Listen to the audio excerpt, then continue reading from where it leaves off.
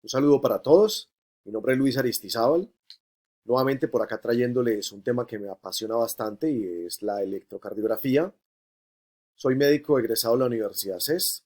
Soy instructor de trauma y reanimación. Cuento con una especialización en emergencias y desastres y trabajo hace bastantes años en un servicio de urgencias de una clínica cardiovascular. Hoy vamos a ver los trazos poco usuales o habituales en el paciente que muchas veces nos van a ayudar al enfoque diagnóstico de diferentes situaciones o patologías que se puedan presentar. El contenido de esta presentación es, como siempre, repasar lo normal para después no es que veamos lo anormal, sino los trazos distintos, los trazos diferentes a lo estándar, a lo convencional.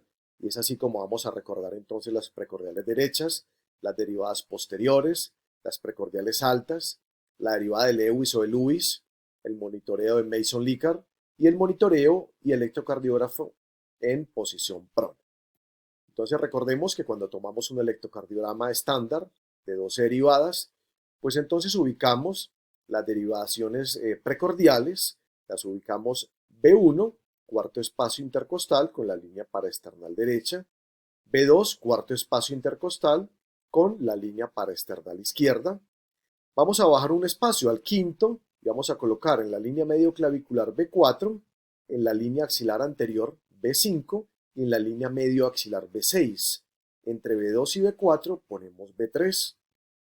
Las derivadas del plano frontal las vamos a colocar en los miembros superiores, derecho e izquierdo respectivamente, y en los miembros inferiores, tanto el derecho como el izquierdo. En algunas situaciones vamos a necesitar trazos distintos, trazos que se salen de lo habitual, como son, por ejemplo, las precordiales derechas. Las precordiales derechas las vamos a solicitar cuando tenemos una elevación del segmento ST en cara inferior, es decir, D2, D3 y ABF.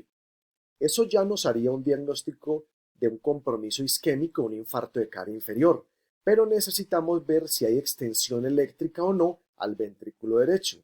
Es por eso que pasamos las precordiales del lado izquierdo en espejo hacia el lado derecho. Hay algunos autores que dejan acá B1 y B2, otros que mantienen la posición estándar B1 y B2 porque dicen que no cambian realmente para nada y transportan o trasladan B3, B4, B5 y B6, como vemos acá en la foto de la izquierda. B3, B4, B5 y B6, todas por el quinto espacio intercostal, en este caso de la parrilla costal derecha. En condiciones normales o en el electrocardiograma normal vamos a obtener entonces, como decíamos, una elevación del ST en D2, en D3 y en ABF, pero cuando tomamos las precordiales derechas vamos a obtener otro trazo electrocardiográfico que vamos a marcar como precordiales derechas y vamos a enfatizar nuestra observación en B3 y en B4. No está mal extender la vista y el análisis a B5 y a B6. Aquí, si vemos una elevación del ST, tan siquiera de medio milímetro, ya tenemos diagnóstico. Entonces, además de que el infarto de cara inferior que ya habíamos visto, tenemos extensión eléctrica al ventrículo derecho por esta elevación. En B4, miren que también está presente en B5 y en B6.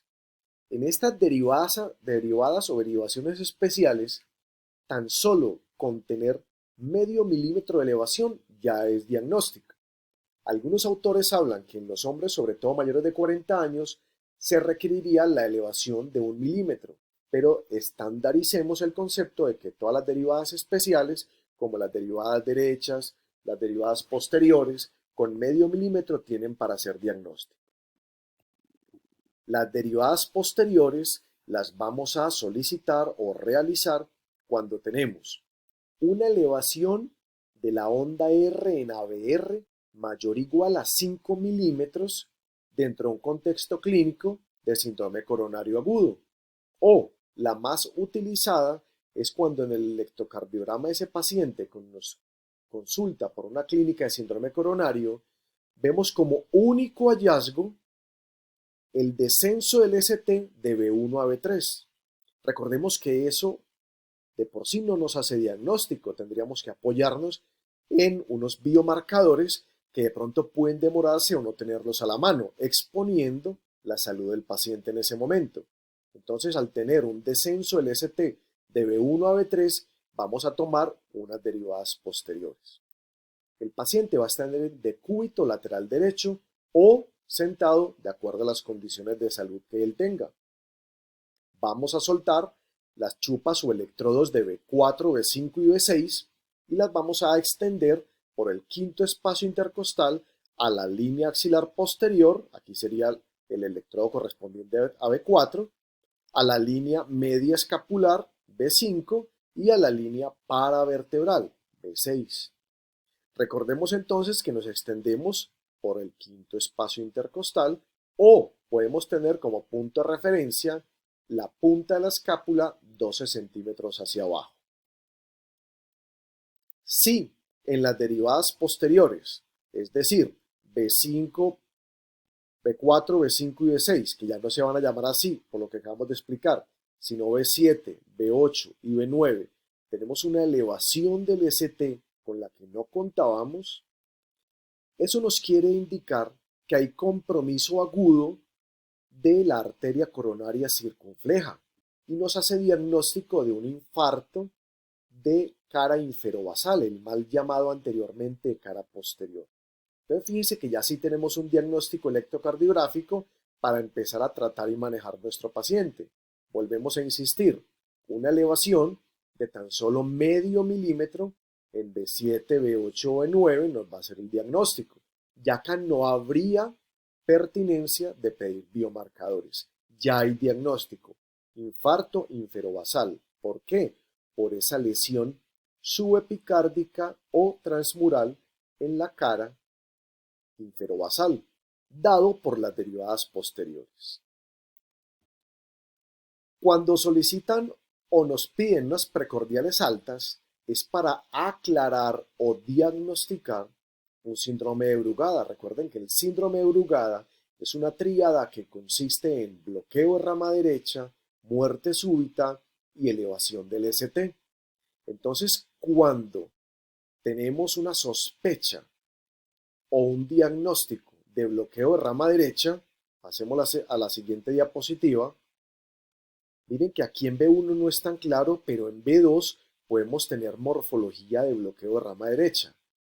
R, S, R'.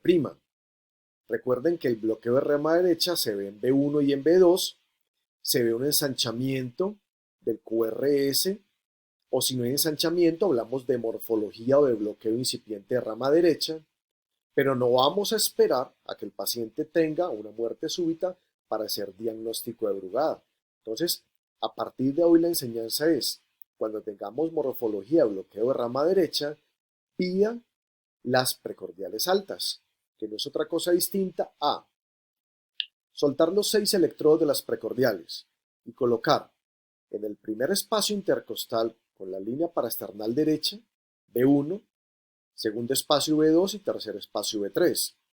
En la línea paraesternal izquierda, primer espacio B4, segundo espacio B5 y tercer espacio B6. Miren que aquí normalmente iría B1 y aquí B2. Soltamos todas las precordiales y las ubicamos acá. Y miren lo que puede pasar.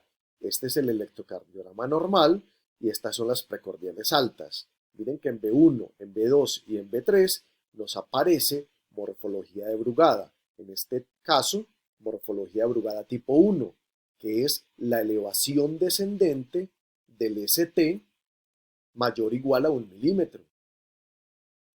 No sería tipo 2 porque es la elevación no descendente en forma de silla de montar, y el tipo 3 es una mezcla del 1 o del 2, pero que no supera el milímetro de altura. Entonces de ahí la importancia de que al bloqueo de rama derecha le hagamos siempre, a partir de ahora, las precordiales altas. La derivada de Lewis o de Lewis es para aclarar si hay un ritmo sinusal dado por la presencia o no de la onda P, también llamada derivada S5 o CS5, descrita obviamente por Lewis o Lewis en el año 1931, y nos va a aclarar la presencia de la onda P sobre todo en ritmos como flutter o taquicardia con QRS ancho. Se monitoriza la derivada D1, en la que el electrodo positivo será el amarillo y la negativa el rojo. pero también podría ser en la derivada de 2, en donde el electrodo positivo es el verde y el negativo es el rojo. Puede ser entonces tomada esta derivada con los cables del cardioscopio, blanco, negro, rojo o rojo, amarillo o verde, de acuerdo al equipo que estemos manejando, o también podría ser con las chupas o los electrodos del electrocardiógrafo común y corriente. Es decir, si tenemos los cables del cardioscopio, del monitor desfibrilador, entonces colocamos el cable del brazo derecho en el primer espacio intercostal con la línea paraesternal derecha, el del brazo izquierdo, donde va normalmente B1, es decir, cuarto espacio intercostal. Los electrodos de las piernas se pueden dejar abajo, es decir, el del pie derecho abajo y el del pie izquierdo abajo, en sus respectivos miembros inferiores. Hay algunos autores que transportan o trasladan el electrodo del miembro inferior izquierdo al reborde costal del lado derecho en la línea axilar anterior o media, pero no hay ningún problema en dejarlo aquí abajo. Cuando no estamos con los cables del monitor, sino con los del electrocardiógrafo, entonces es muy sencillo. Colocamos el cable de la mano derecha en el primer espacio intercostal con la línea paraesternal derecha y el cable de la mano izquierda en el cuarto espacio. ¿Ok? Subimos la calibración del electrocardiógrafo a 20 milímetros por milivoltio, no 10, que es lo usual, lo estándar, lo acostumbrado, sino 20, y tomamos un trazo, un dedos largo. Recuerden después volver a poner el electrocardiógrafo en 10 milímetros por milivoltio para que no vaya a quedar descalibrado. Ahí nos va a mostrar si hay realmente onda P o no para tener un diagnóstico de ritmo sinusal o no. El monitoreo del paciente y la toma del electrocardiograma en decúbito prono, ya lo habíamos visto en otra presentación, no es otra cosa distinta a poner rojo, amarillo y verde. El paciente está en decúbito prono, entonces lo colocamos en el lado derecho, lado izquierdo respectivamente, de acuerdo a la clasificación de colores, si es de la EIC o del AJA. Si es la toma de un electrocardiograma de 12 derivadas, acá tenemos B1, B2, B3, B4, B5 y B6. Ya hemos visto que el punto clave es B4, B4 prono, que se va a colocar exactamente a 12 centímetros abajo de la punta de la escápula. Y a partir de este referente vamos a colocar B5 prono, que es este de acá, y B6 prono. Y 5 centímetros más arriba vamos a colocar B1 prono y B2 prono. El monitoreo de Mason-Likard es simplemente para cuando nuestro paciente tiene escalofrío, tiene mucho temblor, tiene enfermedad de Parkinson. Entonces vamos a transportar los electrodos que colocamos usualmente en las extremidades, los vamos a poner acá. Brazo derecho, infraclavicular derecho, brazo izquierdo, infraclavicular izquierdo, pie derecho, acá, la cresta ilíaca, y el pie izquierdo encima de la cresta ilíaca, como estamos viendo acá, a mano derecha de ustedes. Este es el electrodo del brazo derecho, el electrodo del brazo izquierdo, el electrodo del miembro inferior derecho y del miembro inferior izquierdo. El precordio no se mueve, los electrodos permanecen igual. Esto es entonces para monitorizar a nuestro paciente o incluso para tomarle un electrocardiograma de 12 derivadas. ¿Puede alterar el trazo electrocardiográfico? Claro que sí. Puede haber una sutil desviación del eje del QRS hacia la derecha, pero manteniendo el eje en el cuadrante inferior izquierdo del plano cartesiano, que es la ubicación normal.